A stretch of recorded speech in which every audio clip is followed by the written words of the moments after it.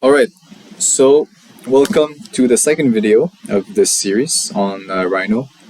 So in the previous video, I went over the fundamentals, like really the basic stuff of Rhino. You probably knew it, but it's still good to go over it if you want to, uh, pressure on like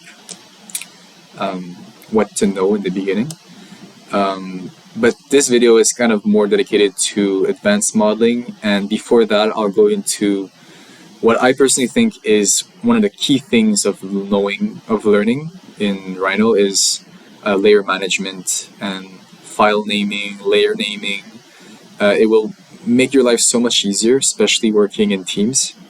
And when you're collaborating, you're sending files to each other, and if you receive a file and the naming and the layers are all like messed up, it becomes really frustrating to work, and you'll see a bit why. So the layers on the right here, so you have the default, which is you get default layer 1, 2, 3, 4, 5. They have different colors and all this stuff. So let's say right now you see this, it says it's checked, so default is the one selected. So whatever you'll be producing will be in this layer. So knowing what's checked is very important, because sometimes you think you're in a layer and you're working a lot, you're like you're in the flow, you're doing all that stuff, but then you realize you're like in a random layer. So, and then when you come back to it, you're like, oh, where is it? Like, let's say this is deactivated, and you're like, oh, where is it? And then you lose your information. You have to search through the layers and find the things you were modeling, just just to find it. So it can be frustrating. So make sure you know in which layer you're working on. And then after that, you have the name. You can change it. So let's say this is, we call it 2D, and let's say this we call 3D.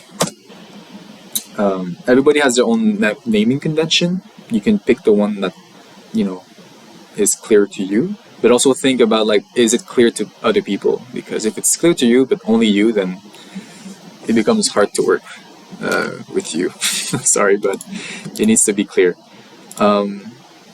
So you have the light bulbs. So the light bulb kind of closes what's in the layer. If you want to know in what layer it is, you can just select it, go in this rainbow donut here, and then it says, okay, it's in layer 2D. If you click on it, you can switch it to another layer.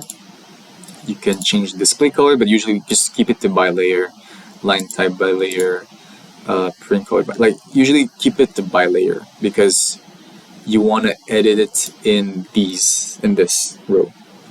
So this is to hide it, and you can also lock it. And you notice that, like, when you select a layer, you can't hide it or lock it, because it assumes that if you're working this layer, you don't want to hide it and you don't want to lock it. So if you want to do it, you just go to another layer, double click, and then you can lock it. And locking it, you can't select it anymore. So it's very important, or it's very useful when you're working in a file that you don't want to alter by accident, and you don't want it to move, like a city plan or something. So you can have it locked, but you can still unhide it and hide it if you want, but it's not moving. So that's useful. So there's that. There's a color. So Rhino can be a bit boring and bland sometimes. You add some color to it, makes it more fun, makes it more playful. So we can leave it like that. And then the material is, like, let's say right now this is like the basic. I'm in Arctic mode, by the way, so if you want to change it, you can go, or in rendered. But yeah, I like rendered mode because it looks nice. But you can change the material here. You can choose metal, glass, and then customize it if you want. You can give it some stuff, like some reflectivity, whatever, so it will change. You can play with that, and it becomes useful to associate materials for renders, and I'll go over that later in the render tutorial. So there's that, and then line type. So continuous, it gives this box. So most of the lines are continuous, but you can decide to have it centered, dashed, dots, you won't see it here. You'll see it when you have the layout. So that's pretty important too. But for now, let's keep it continuous.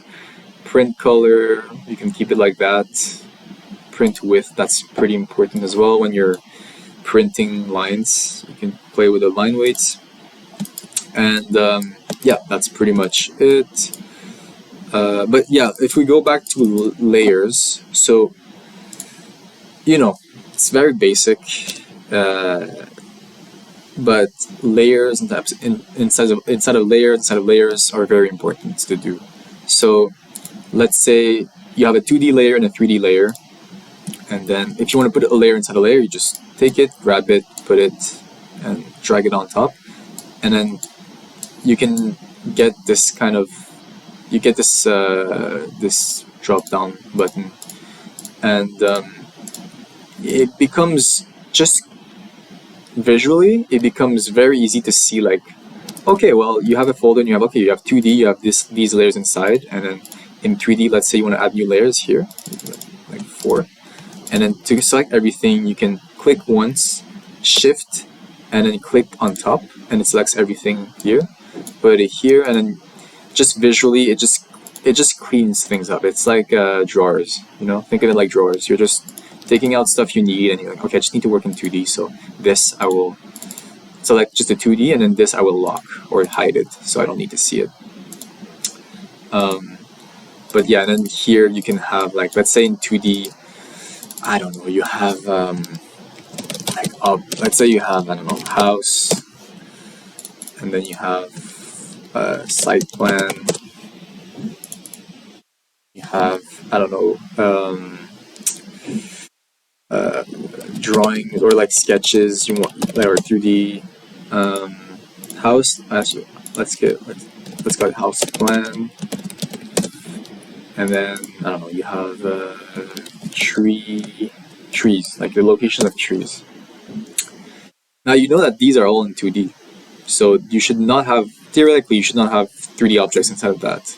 So it would only be like stuff like, let's say the circles are represented like this, those are the trees, let's say this is the house, and then let's say the site, if I type in like intercurve, this becomes the kind of site, right? And then sketches, let's say we don't have sketches, but you want to import like an image. Yeah, so what's important is, let's say you want to just draw fast, and you have tons of, like, you have all these lines of different colors, and you just want to, you know, draw them fast and just have these elements here and there that are undefined, but you kind of know in your head. You can just have these layers there, so you know that, okay, let's say this represents walls, so maybe instead of sketches, this represents walls. But then, so what you would do, or what I suggest doing, is have a shortcut for change to current layer. So what that does is that whatever layer you're in, it will take your selection and put in that layer. And so my shortcut is actually Kaylin who gave that shortcut. It's Control-Shift-A. So it says change to current layer. And how to change your shortcuts is in, so options, and then I believe it's in keyboard, and then you just have to find Control-Shift-A, and then I have to change current layer. Also, I'll probably send this list of my shortcuts in the description, or in a folder of some sort. Yeah, you can probably find it in the description. So you can steal it. It helps me, and there's a logic to it. So for example, this Control-Alt-1, this changes my display modes really quickly. So let's say I want to go from shaded to rendered to wireframe, whatever. I have it here. Yeah, there's a bunch of other stuff. So let's say, okay, I have house plan. I know, okay, let's start with site plan. So site plan, I know it's this. So Control-Shift-A. So I know this is a site plan. The walls are all these elements here. Control-A. Now they're a bit, they're green, so I should probably change the color just so there's contrast. Let's say I put them like magenta. And then there's another one here. So it becomes almost like a game of like pick and choosing. Gamify Rhino, make it fun. The trees, let's say it's this. Maybe not trees in the house actually. Yeah, it's a courtyard. So you take this, and then Control-Shift-A. So it becomes, you see? That's the thing that I said in the tutorial one, is that sometimes you work in 3D, because I'm so used to it, but you want it to be on the same plane. So what I would do is you take everything and then project to C-plane. And then everything's on the same level. So now I would go back to plan view and just work in the same level. So let's say those are your trees. Maybe this wall is here. And then house plan is this. I would go Control-Shift-A. And then maybe change this to cyan. So you got this. So now it becomes really useful, because now you can just, walls off. You're like, I don't want to work with the walls. I don't want to see them. Just want to see how it looks like with this. Okay, now you can just work with this. The trees, I don't want to work with that. Or maybe you don't want to, the site plan, you're like working and you don't want to move it by accident, so you can lock the site plan. So now, or you want to lock everything. So let's say you're in your 2D is done. Let's say your 2D is done, and then you want to work inside or in 3D. So now you're like, okay, well, this is good. They have the right colors. You can change the materials, add materials to them, and yeah, they're okay to go. I can close this, and then I lock this. So now I can't move them anymore, and it becomes really useful. But what's nice is even if they're locked, you can still select them, or you can still clip onto them, which can be useful. But let's say, okay, I would like to use them as a reference for my 3D. So now what you can do is you can literally, instead of renaming them, you can, delete this, take this, and then unlock it first. You take this, and then you duplicate it. So you can duplicate layer and layered an object. So I would just duplicate layer, just so you have the name of it. And then take this, drag it to 3D. And now you can just rename it, remove this. You can even call it 3D if you want. And the reason why you wouldn't want to keep the same name as this, for example, this, you can add 2D to it, is just because you want to get the habit of being very specific with the individual objects. Even though they're inside a layer and you can see like, okay, this house plan is in 2D. Let's say you didn't know that, and then you would just go, and you have tons of layers, and then you would just want to click here, and then you say, oh, house plan 2D, okay. Yeah, you could keep the same name, but it's just a good habit to like be like, okay, well, here it's house plan 2D, you see house plan 2D. Because sometimes the names they become long and complex, so you have specific, hyper-specific things you want to name. It's just a good habit. Because even after that, you can have like, more layers, and let's say your house 3D has a bunch of components, so now it becomes a layer inside a layer, and then you can see how they becomes complex, and you want to just minimize what you want to look at. So let's say, for example, the house has, living room, and this has a kitchen, and then this garden, and bathroom. So, and also you notice that like the different style of naming is like from like first letter cap, and then the rest minimized, and here it's mostly minimized. It's just that like visually you see like, okay, this is fully bold. So let's say 3D layer, for example, and then this is all cap, this is like the parent layer, and then below this is the semi-parent layer, so it's like mix of like cap and not cap. and then just minimized or non-capped letter as a like the sublayer of that, because you can also have another sublayer of that if you're like you have details of like that living room, like you have the furniture and stuff, you know. But just for now, keep it like that. And yeah, so for example, so now house plan, everything is on the 2D. These are just empty layers I just copied. But now what becomes fun is that now you can turn all of these 2D in 3D. So you can say, okay, I want to extrude curve of this house. Now I'm in house plan 3D, I'm selected. So now you can take this and extrude it, or actually before that maybe offset it. So maybe go back in the 2D layer, go back in house plan, and then offset distance. Let's say you want to, let's remove the center. You see how it clipped the center? It can become a bit annoying. You just want to select this but not the center. So you can just unclick that. And let's say the distance you want, I don't know, 0.5. Or, I don't know, like 0.8. So it's a pretty big building actually. Anyways, so that's, so you offset this, so now it's still in 2D. Now you want to click this off, go to house plan 3D, you can select all of this, extrude curve, and then you can, where it says delete input, make it very important that it says no.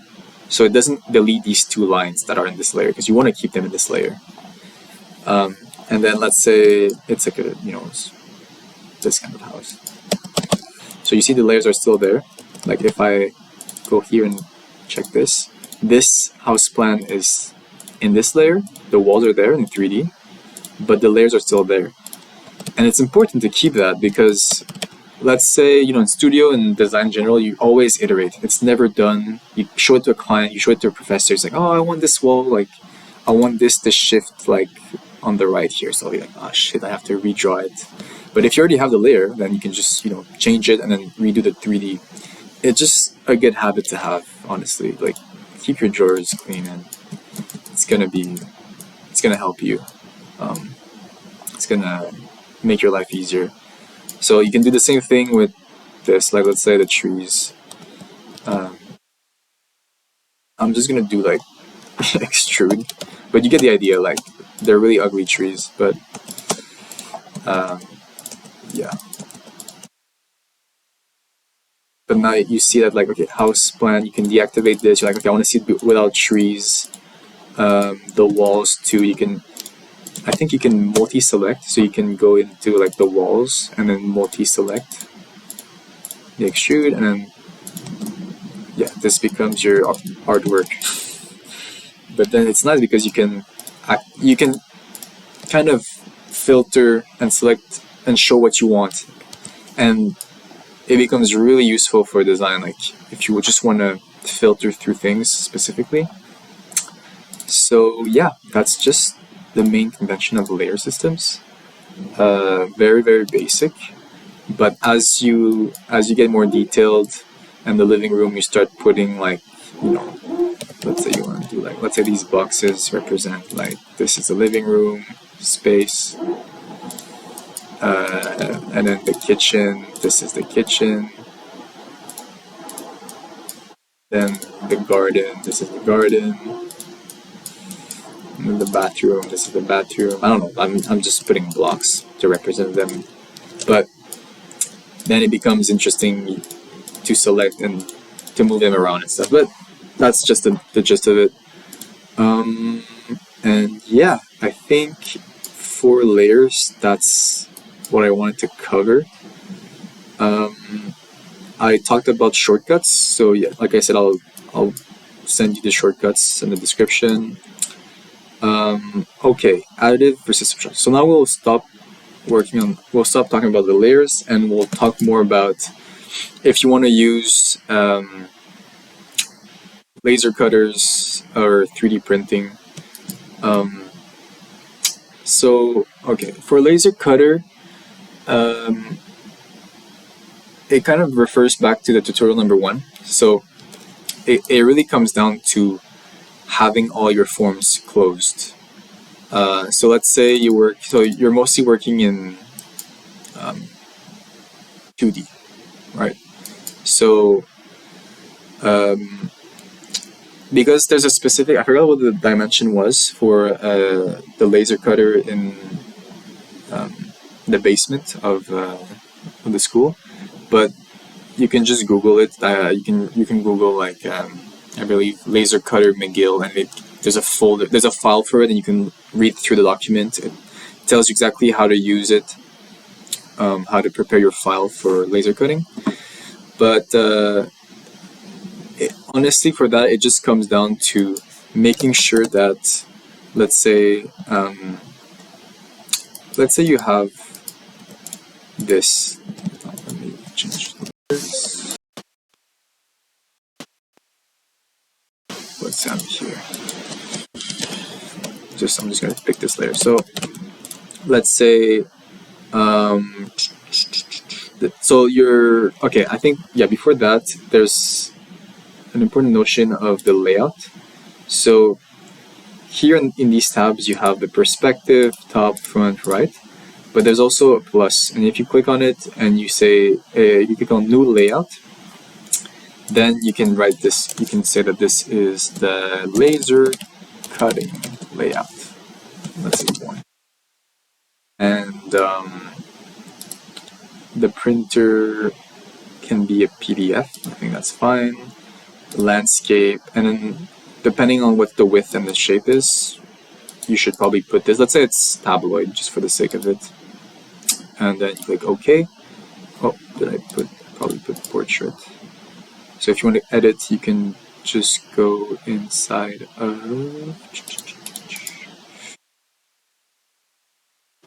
layout properties. Yeah, put the landscape. This is just a grid. Have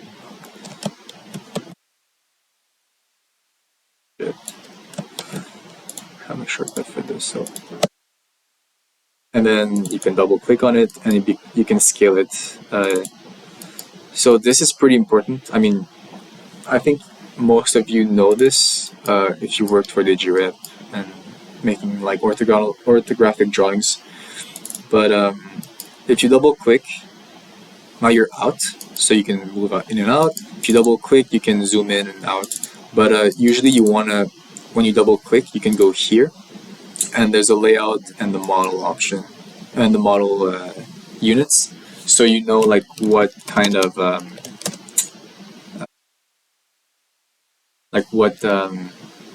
scale it's at. So that's pretty important to know. You just have to convert sometimes from millimeters to meters, just so it's the right amount, like 1 to 200, 1 to 500, stuff like that.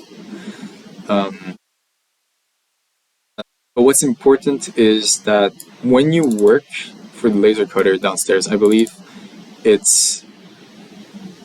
need to work as if it was 1-to-1, I believe. Or you have to imagine that this right here is the laser cutting board. Okay. So whatever shape that is. Right now it's 11 by 17, which is small, but it would probably be bigger. And so you just have to make sure you're at the right scale. Like depending on what type of project you're making, what's the size of it, just make sure the scale is okay when you're printing. But the laser cutter is just going to trace what you have here.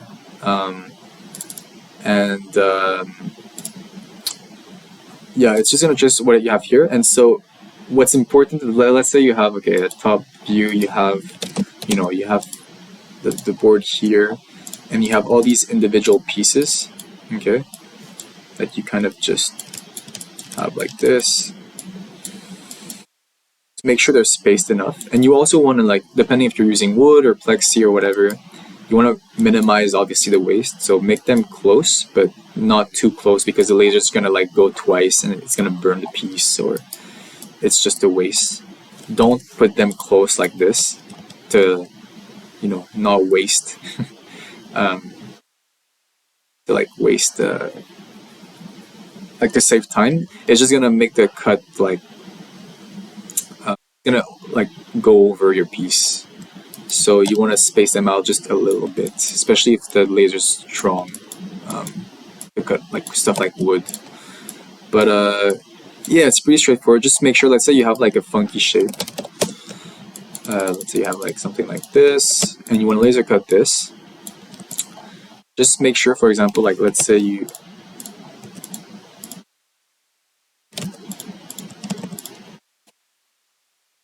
see it looks from far, it looks close, but it's not. Sometimes it might not register it as a piece. Sometimes.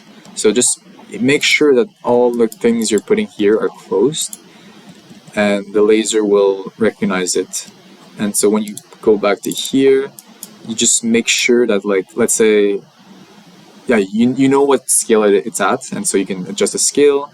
And so when you put in the laser cutter, you can talk to Speller about it and ask him, like, if it's your first time, usually it's good to ask him how it works, but he'll go through it with you.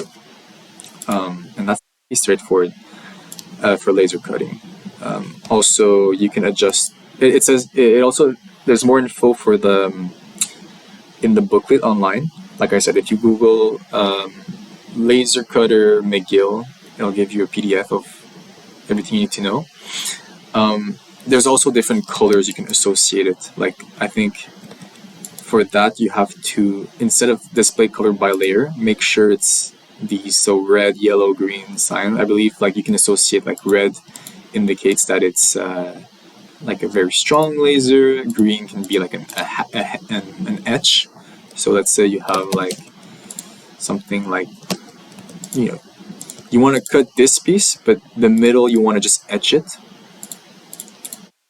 Then it becomes something like this. So it will kind of tell the laser that this is like softer or less powerful than this. Anyways, you can talk to Speller about it. I'm not an expert at laser cutting, but I know the fundamentals. And then there's 3D printing. Before, we used to only do 3D printing at the McGill library. They had, like, I think 3D printers. Now we have one in the basement, so it's pretty good. And that's a whole different software. And this, I recommend you really talk to someone like Speller, or even better, if you go to the library, there's people that will give you a workshop or like a small tutorial on it, like way better than me. So they will kind of go through it, the software to use it. But before that, for Rhino, you just need to know how to prep your file. So let's say you have, I don't know, you have, okay, this box, and then this box has a funky shape. I don't know, I want to do, like, let's say I have circle, or let's say what, I'll do intercurve like this, and then this one I will probably this, them.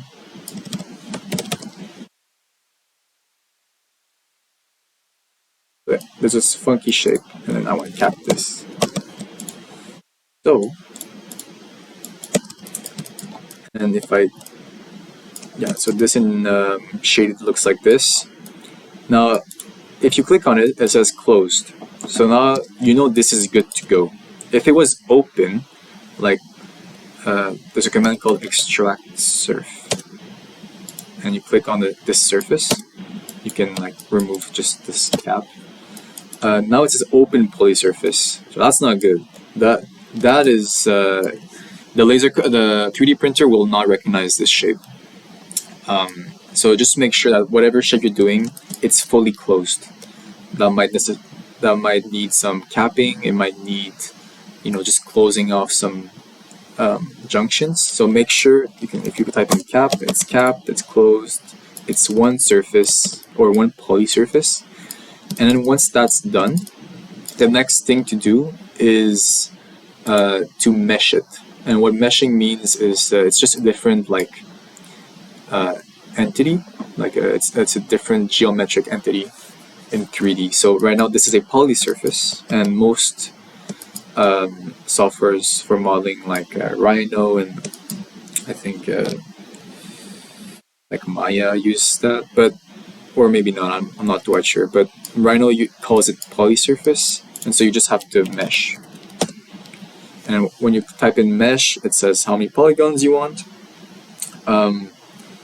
And depends on you. Like more polygons will make it slower, more detailed, but fewer will make it like less detailed but faster. So maybe just put it in the middle, for example, and it'll create all these like triangles, and that's what a mesh is. It's just a bunch of triangles, and that's how the laser cutter recognizes this shape. So you can remove the poly surface and make sure it's a closed mesh. Yeah, so now if let's say you wanted to just print this, also make sure it's 1-to-1, because right now I'm in meters, so this is probably like huge. It's probably like, yeah, like 200 meters or something, or like, yeah, it's like 50 meters. So the box is small like this, so you want to make it 1-to-1. It's gonna be pretty small, like this size, and let's say it was the right size. Let's say I resize this. Make sure it's a closed mesh still. Okay, this is the object I want to 3D print. Then just make sure you export selected and give it a name, like 3D printing thing, and then make sure that I believe it's an OBJ. I'm not sure. Usually it should be an OBJ, so like an object. So just make sure with whoever's working at the 3D printer workshop at the library or in the basement of school, just so that you know what file to save it in. And once you do that, it'll just save that object in that file. And so you can just plug it in, takes the object, and prints it for you. Also, now this shape is pretty solid, so it's okay to print. But let's say you have like, let's say how would I do this? Okay, let's say I extract the surface of actually the bottom one. I delete this. And then let's say that I keep this, and what I do is, let's say I want to, okay, so there's a command called shell, and actually, no, let's say I keep this. So there's a command called shell, and what it does is it creates like a thickness, it creates a thickness to an object you want, or it kind of pierces through an object and keeps a layer to the thickness. It almost like offsets it. So for example, if I shell this and the thickness, I'm in meters, I'll say like, I don't know, 50.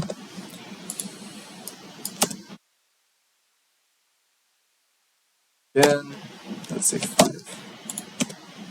Yeah, you see? So, if I shell this, which is because shell is a bit of a funky command, sometimes it fucks up the object a bit. But you see how it just creates this like shell thing? Also, if you select multiple faces when you type in shell, it can pierce through. Oh, well, this didn't work. It just worked here. But let's say just for the sake of it, I'll just take a rectangle, or just do a box, just because this form is funky. And then, so shell, I do both sides, boom. It has a thickness of the 5 meters I selected. And then you can also do shell just for the bottom one. It becomes like almost like a house envelope. You can also experiment and do like 3 shapes. So you have this corner, so you can have some fun with it. But let's say you just do this. Now, if you want to, let's say and then you take this and you want to mesh it. Okay, it becomes a mesh. Now, this might be tricky to 3D print, just because 3D printing is additive, so it kind of drops plastic from a dropper, so it stacks up the plastic from the top. So if it's like this, basically, and it takes into account that the plastic, because it's liquid, it kind of solidifies as you add it. If you have it like this, it kind of starts off at the bottom and then adds up, adds up, adds up, and then at the end you have this roof structure. And because there's no support underneath, and it's the last layer, like in terms of like from bottom to up to the top, it will not be, it won't have the structure to keep it in. So it will just like drop it and it'll fall. So that's not good. What you would do is you would just, in this case, you would just flip it. So it starts with like the base and then just adds those walls on the side. This will print, but this won't print. I'm just saying this because sometimes you have like, you know, shapes. Let's say you have like a box, and then this is like an overhang, let's say. And say this is it's one object. I'll go into the commands after, but like it's not going to work like this. So you should probably flip it. Sometimes you can just solve it by flipping, but if you can't flip it for some reason, then you would need to add some supports. But the technicians at the 3D printing labs can help you with that, because what would usually happen, if it's too complex, they would like add their own supports. Oops. I would kind of just go like this and support it, and then this becomes plastic, and then this becomes like a biodegradable, like a degradable material that can just be degraded in water. If you put this plastic in water, and this stays intact, and this like washes away. But they can take care of it. But if you have a simple shape, then it should be fine. So that's for 3D printing and laser cutting. I think I have time. Actually, yeah, I'll go into my favorite commands, and something that might be useful if you're modeling like anything really, like especially architectural software, architectural forms and stuff can be very, very useful. Let's put this down. Actually, let's go back to this. I prefer. Okay, so okay, so in terms of modeling, like I said, the commands are really important. So the shortcuts are very, very, very important. All of these I have shortcuts for, and in the list you will see it kind of makes sense. They have a logic to it, so like it's easy to remember. So for example, I'll just start with this basic cube, because a lot of architecture, especially like if you're just doing buildings, you start off with like boxes. You know, if you're doing a massing or whatever, you start with like boxes and cubes. But let's say you have this cube and you just want to manipulate it really quickly. You're like almost like think of it like sculpting with your hands, or you're doing clay modeling. You want it to be very intuitive, a bit like how SketchUp works. You want to make it like so it's not like, oh, I need to think of a command and it's super technical and it's like a bit abstract. Those commands make it so it's like modeling, like clay modeling. So let's say you have this box. You want to just feel it out. You just want to see how it looks like. You just want to test it out. So there's scale 1D. So if you type in scale 1D, first select the object, scale 1D, and then you have to select your base point, and then whatever point you want to alter or extrude in one direction. But this will just make it so that you just it keeps the same object, because you're just scaling this object just in one direction. So you click here at base point, you're like, okay, I want to move this around. So you move this, you're like, okay, this I need to make it thinner. And what's nice is you can, if you want to have a specific like distance, because you're scaling, it's a factor. If you say like 5,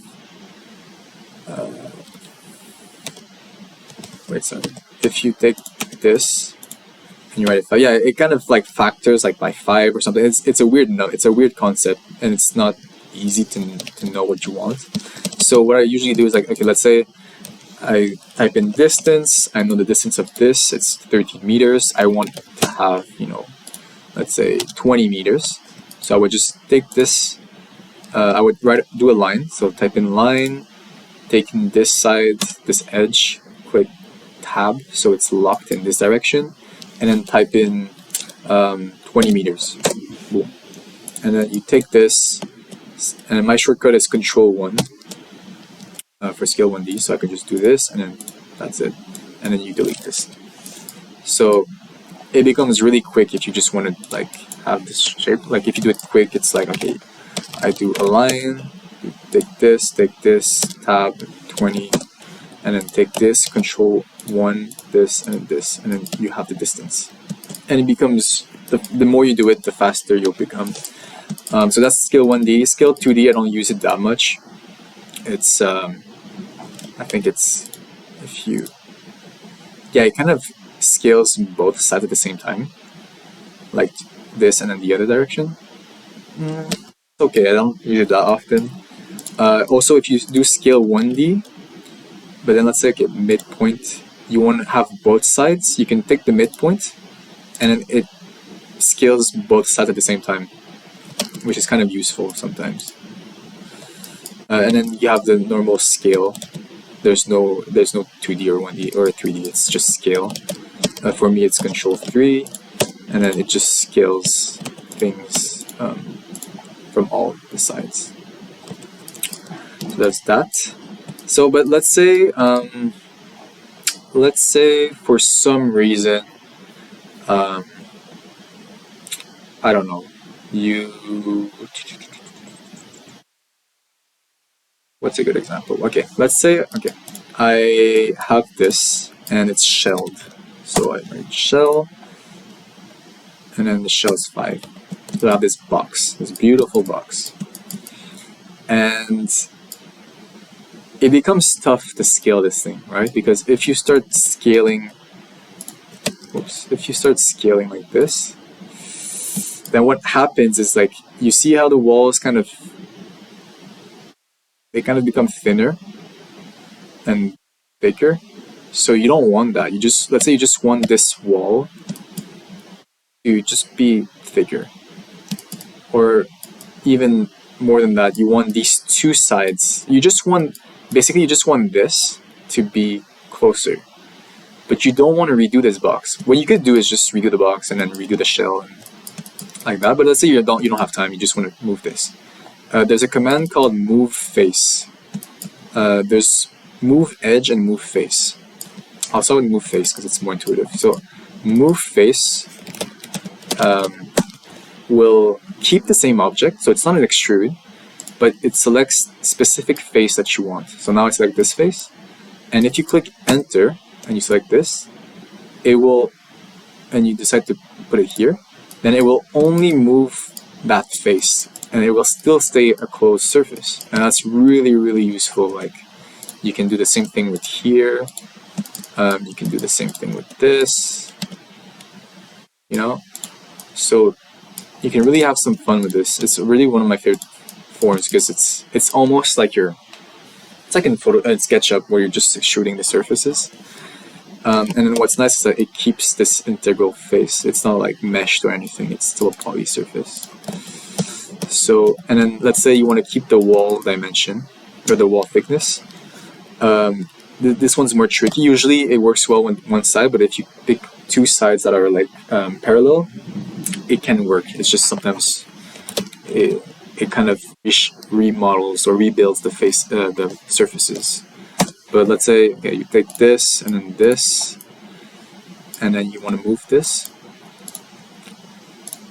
You see, it keeps the thickness of the object. So very, very nice thing. And then you can do the same thing, and that's the fun part. You can do the same thing with the edges. So the edges, so it's move edge, and it's just the lines. So if you have a 3D object like this, you can select this edge, and let's say you want to, I don't know, put a slope for some reason, and then you kind of put this.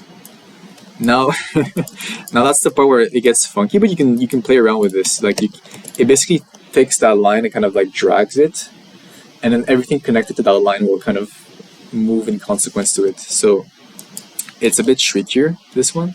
But let's say you want to do this, you can, it kind of adds this natural curve. But let's say you have, I don't know, you want to just experiment. You take these curves, so like this, and then take it here, and then you move it up. It creates this weird shape. Or for example, okay, let's say we start with this. You see? So sometimes it doesn't it doesn't curve them. There's probably a logic to it, but let's say you want to create like this kind of like, like this pyramid thing. So you can do this, you can move around just so everything kind of connects to it and it kind of rebuilds on that. And then maybe this one you want here. You can have some fun with these shapes. But yeah, what's nice is that it doesn't require you to remodel anything. You're just manipulating it. You're kind of you're remodeling the same object because it's still one closed poly surface. You can even mesh it and then 3D print it if you want. That's that. And then yeah, box. I mean, box is pretty much, I always use this. It's like my go-to for everything. It's just like a unit you that's helpful to use sometimes. Project and project to C-plane. I mentioned this in the video number 1, but it's very important. Like if you have like a polyline and it's like all messed up, and then let's say this one's like this one's like this, but you want to like you made it in like plan view. It looks straight, but in reality it's not. It's a 3D object. Then just take that project.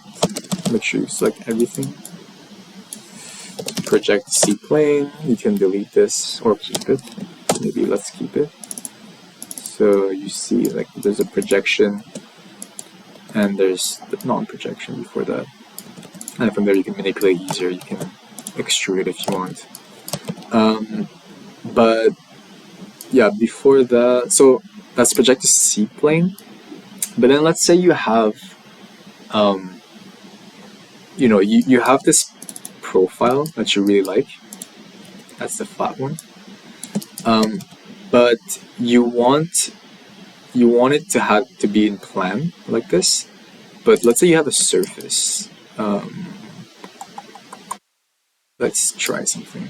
So yeah, let's try something. So let's say I'll just do a lofty surface. So interp curve like this and something like this. And then let's say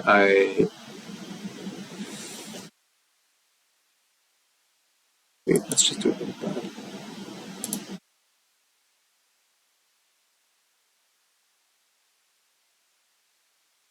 Just say it's like this.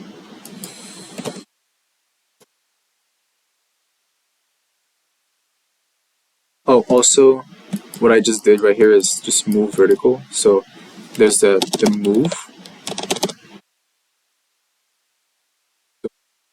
Like after you want to move, and then you can select vertical or just click V. And then what that does is, let's say you take this point, it will lock it only in the vertical way, and you can like align it to like objects you want it to. That's very useful. Like aligning is very useful. So you can just align it to this, so I know it's like aligned somehow to this point.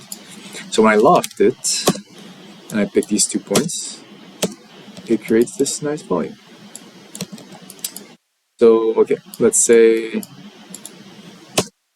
this is the object I want. Let's say I even stretch it as I can. Oh, also a nice command that's pretty useful if you're working on many stuff at the same time. and you just want to like work in one thing, you can just take what you need and you can type isolate, and that isolates your workflow. Everything's hidden, it's undeleted, it's just hidden. So if you want to see it again, you just write show. Really useful. So yeah, let's say you say isolate. So now make sure it's top, and then let's say you want this profile on this curve. So on the top view, it's almost like you kind of cookie cutter it, and you just kind of like stamp this profile in this curve.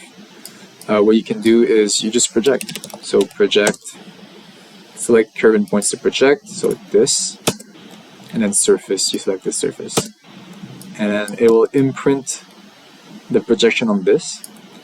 And then once that when that happens, you can take that surface, and I believe it's split.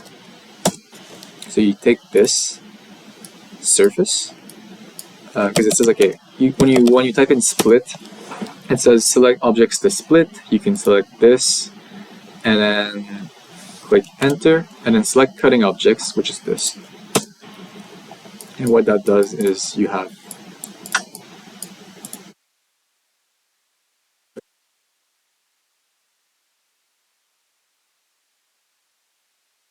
the different levels. So you have this, this, and this, which is nice to keep like.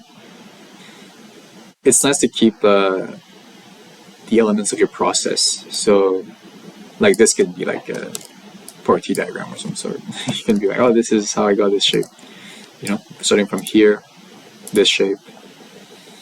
Yeah. Anyways, so that's for the project. Pretty useful.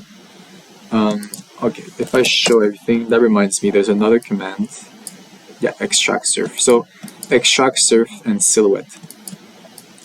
So let's say you lost this, for example, and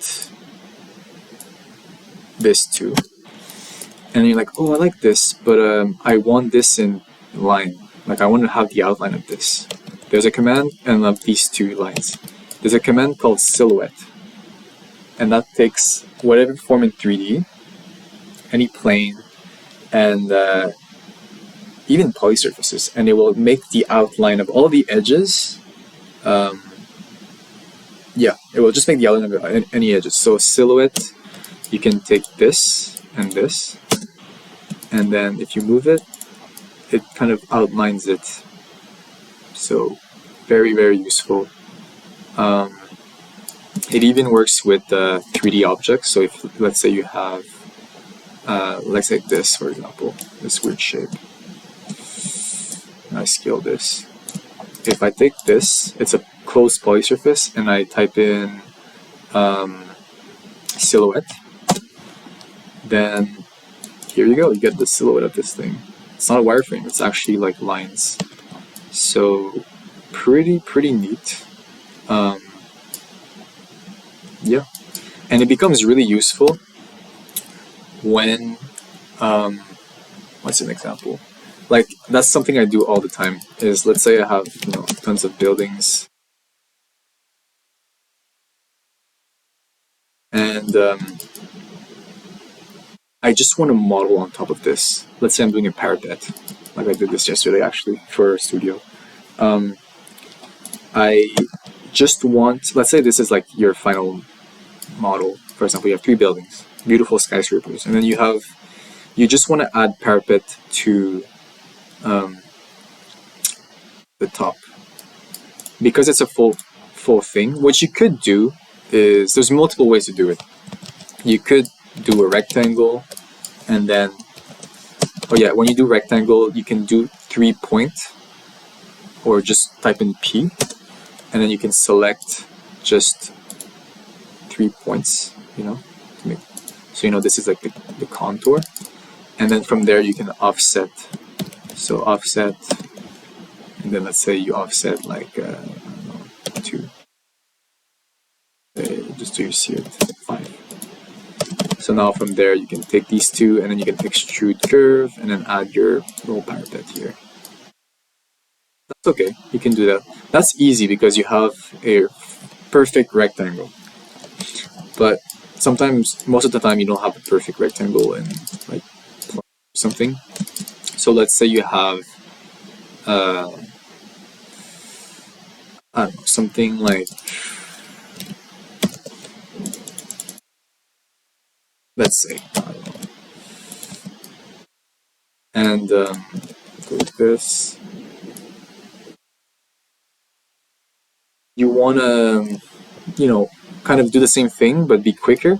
What you can do is just you copy this, so you have a double copy. You can extract. Okay? Extract the surf. So now you just have this surface. Delete this and silhouette. Now you have the silhouette of this. And then from this silhouette, if you join everything together and you offset, actually, that would be a better example if it was a curve, just so you get the idea across. So let's say you have like this random curve, and now there's no way for you to do what I just did here with this, because how are you gonna like, basically what I did here is I outlined the rectangle, but how do you outline this, right? It's a curve. You're not gonna like enter curve and start doing that again. So you can take it, copy it, extract just the surf, delete this, then you can silhouette it, and then you can join it, because when you silhouette, it kind of creates these exploded like lines. So you join the lines, delete the surface, so you have this perfectly closed curve, and then you can offset it. So you did all of this just to get the line of this thing. Or what you could also do is take this and then silhouette this and then join everything. But if you do that, then you get all these like things here you have to delete, which you could also do. But all of this is to like, if you can offset it, and then now you can, and you can take this and then add your parapet, So it's just in order to get that line and be able to like play around that line. So that's a silhouette. And then finally, I will talk about booleans. So for booleans, probably like the coolest thing ever, honestly. It's if you're like doing quick massing, or like you're punching, like you're playing with volumes basically. You have to kind of visualize it like that.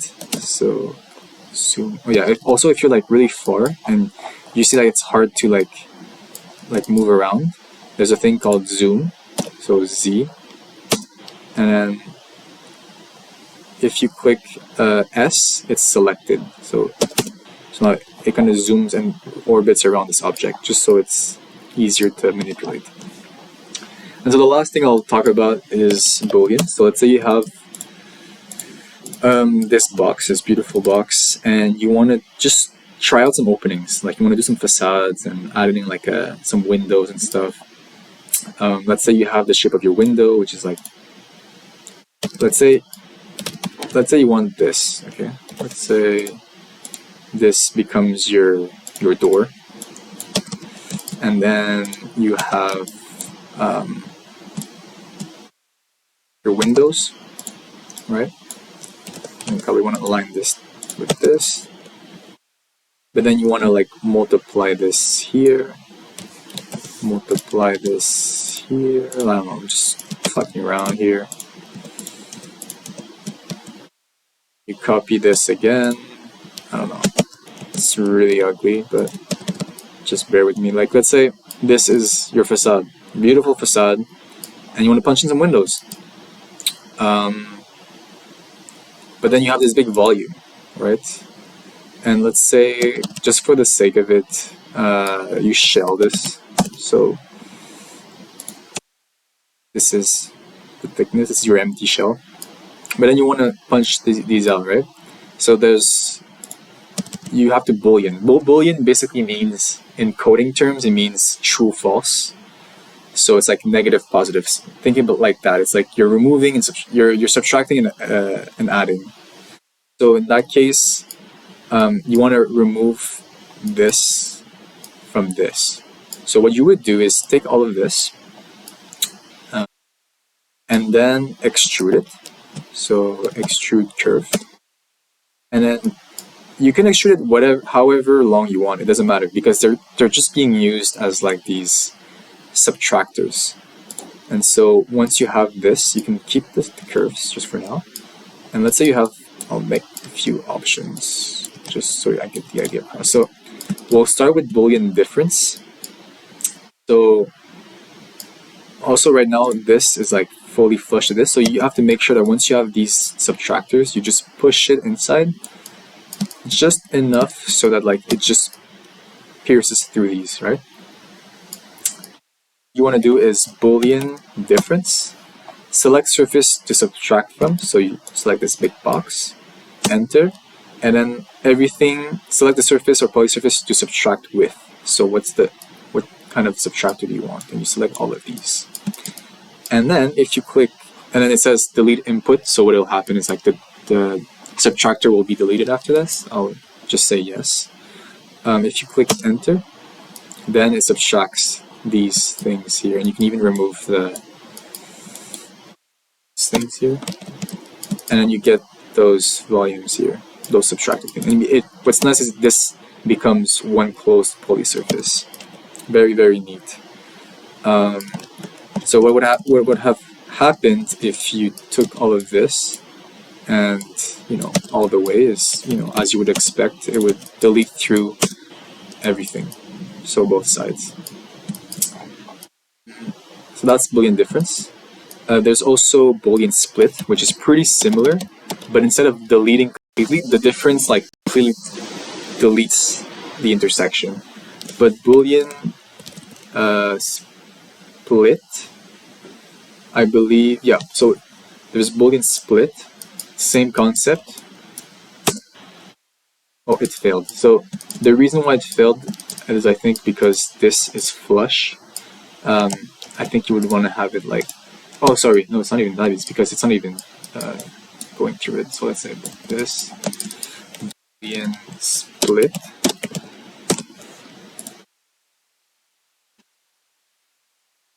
Mesh, so it worked. Sometimes it doesn't work, so you have to read and see if it did work. So let's say I remove this. And so you might think, oh, it didn't work, but no, it actually did. It's just, it keeps the split, so it just splits it, but it gives you the volume, which can be kind of neat actually. Sometimes you want to like, keep the volume itself as separate. I take these and I group them, and then I just want to like, just want to have this. Instead of having it fully open like this, I just want to have this. And then this could be another material, it could be like glass or something. And I can, if I scale 1D, I can probably make it thinner, just so like from both sides, maybe you want that, who knows. So that's neat. And then I think there's Boolean intersect, which I'm not really sure what it is. I forgot, I don't really use it that much. Boolean intersection, let's see what it does.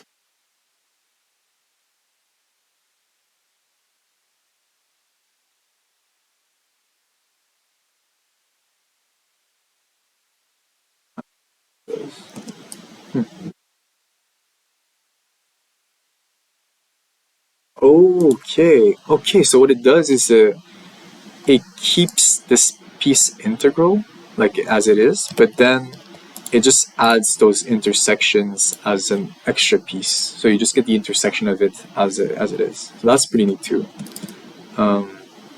So yeah, you can also do that. So that's pretty much what you need to know, and it's really useful. For example, like if you just want to like, you have this volume, let's say you have this volume, okay, and you just want to split it, you just want to crack it open. What you can do is just take a plane, let's say you pick vertical, you take the middle, let's say you want to cut to the middle, and then you take the other middle part here, perp, then you just go through it. Now, and you want to split it, what you can do is first make sure it kind of goes past it on all sides, because sometimes it doesn't detect it. So like this, it's like you're kind of slicing through it, and then you can Boolean split. I love Boolean split is probably my favorite. Boolean, because it gives you the option to delete or not delete. Right. Whereas Boolean difference like completely like deletes it. So yeah, Boolean split, surface, and then the cutting object. And then what's nice is you get this. And like, you can even take this, take rotate, and you can like have some neat stuff going on. So yeah, there's multiple ways to go at it, but playing with volume, splitting, joining, and then the last one is Boolean union. So let's say, okay, you have this, but then you're like, oh damn, like I kind of want them together again. So what you can do is you take this, then back together, you select this, and you write Boolean union, and it will mesh it together. That's pretty neat. But let's say something more funky. So okay, but then okay, let's say you have this, so it's one thing again. Boolean union kind of combines forms together, and it becomes one closed polysurface. Because if you just did this, and then let's say you just move together, and then you just grouped it like this, then it will say two polysurfaces added. So the grouping is just a fake union, right? It looks like it's united, but the language of it is not. It's not actually like joined. This one is joined. But let's say you have something more funky. Let's say you have, okay, you want this, but then let's say this 90 degrees. You want it to join like this for some reason. Like, oh, this is architectural. This is cool. I want to join it together. So you can Boolean union, and yeah, that's pretty much it. It becomes one closed surface. Yeah, that's pretty much it. That's it for Boolean union. And yeah, that's pretty much it for, I guess, like advanced Rhino. I mean, like I said, it's good to know all these commands and to see those cool things and stuff. But the best thing would be to like start to practice using it. Definitely use the shortcuts. It saves you so much time. Make your layers clean, so it's a good habit to work. It just makes your workflow more structured. Also, when you're saving files, like save as, and like let's say this is Rhino tutorial, always put the date. So right now we're like the 20th, so 03 for March 2023 if you want to. I don't know, it's up to you. Save it. Keep track of your updates. All these things are, you just have to work through it and get the habit of it. But yeah, that's pretty much it on my end. I think what I'll do next will be I'll do a video on Lumion. So Lumion, for those who don't know, is a software for rendering. It makes really, really quick renders, videos, images. It has tons of assets, so 3D trees, people, materials. I personally think it's like way more intuitive and faster than V-Ray. So if you don't like V-Ray, check the tutorial for Lumion. And yeah, that's it for me, and I'll see you in the next video. Thank you.